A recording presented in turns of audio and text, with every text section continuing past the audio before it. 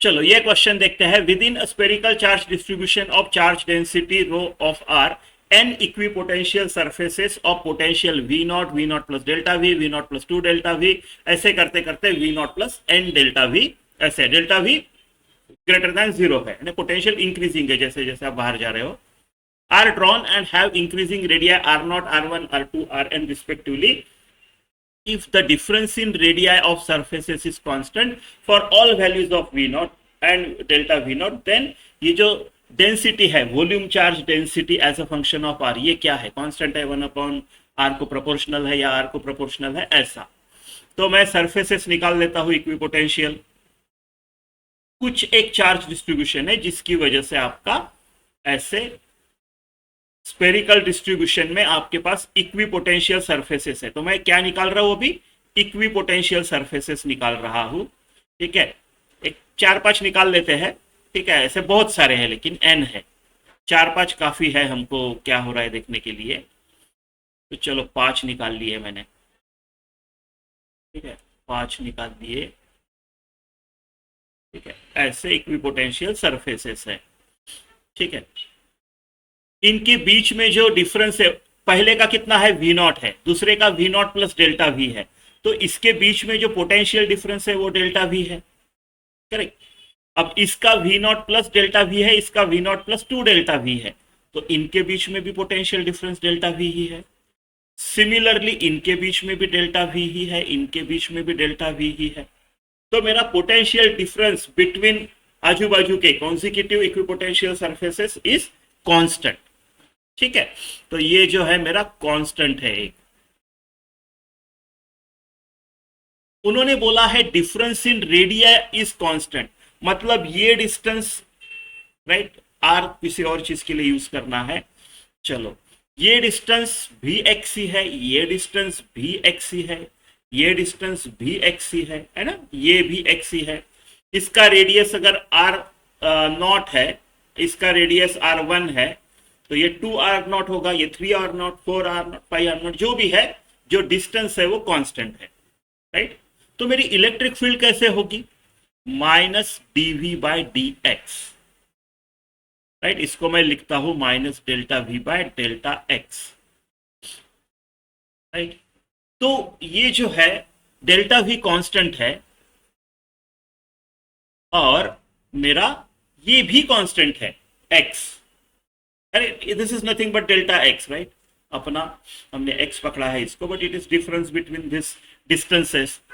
Right, delta भी जो distance है रिलेटिव, ये वाला डिस्टेंस भी कांस्टेंट ही है।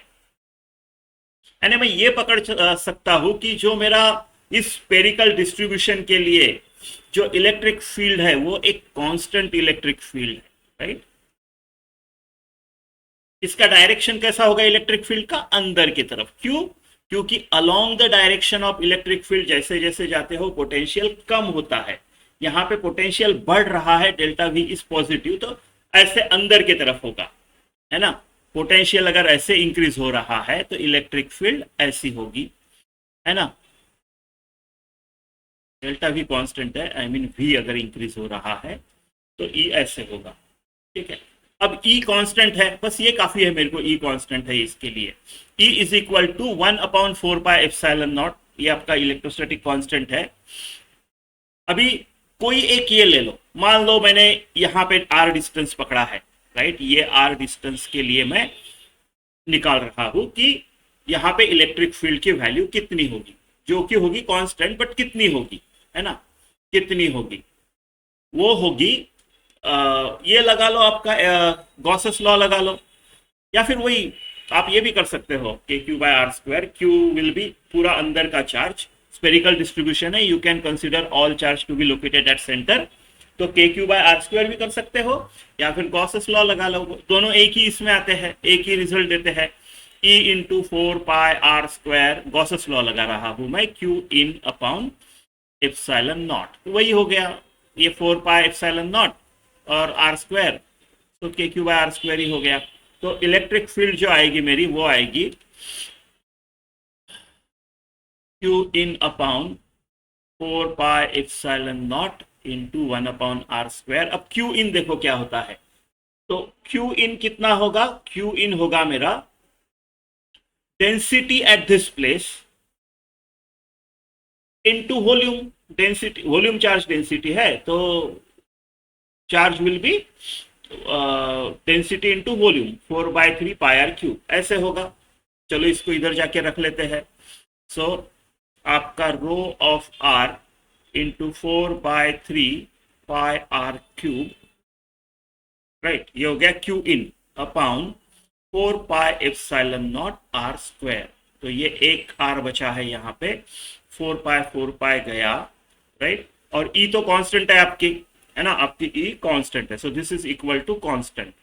तो मेरा रो आर जो है वो क्या आ गया, ये 3 ऊपर चला जाएगा, एप्सिलॉन नॉट भी ऊपर जाएगा, कुछ नहीं बचा है, 1/r बचा है। So rho r is proportional to 1/r, option B.